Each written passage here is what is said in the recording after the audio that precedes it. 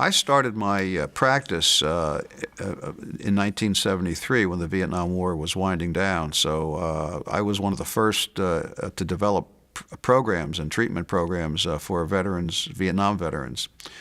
And I can tell you, we didn't know very much in those days.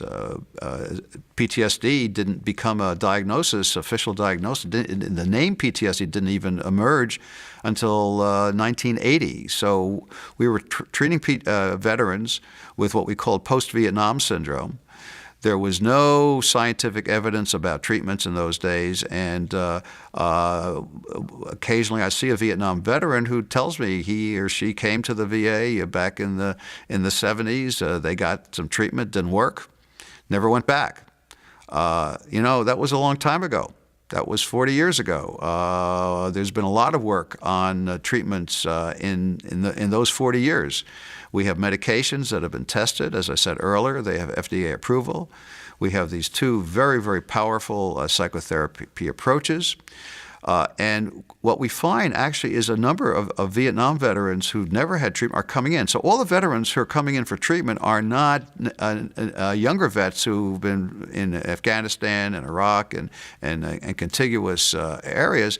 A lot of older vets are coming in. Sometimes the older vets are coming in just because the stuff they see on the television is reactivating. It's a traumatic reminder. They're all a traumatic stress. There's been movies made, et cetera.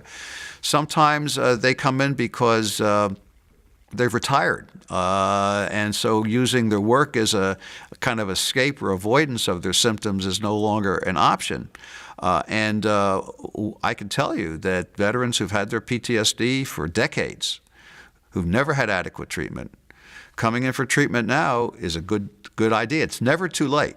So please, don't think that what I've been saying is just about younger vets. It's about any veteran. It's about any person. It doesn't have to be a war-related trauma. It can be a sexual trauma. It can be a motor vehicle accident. It can be these terrible tornadoes and floods and earthquakes.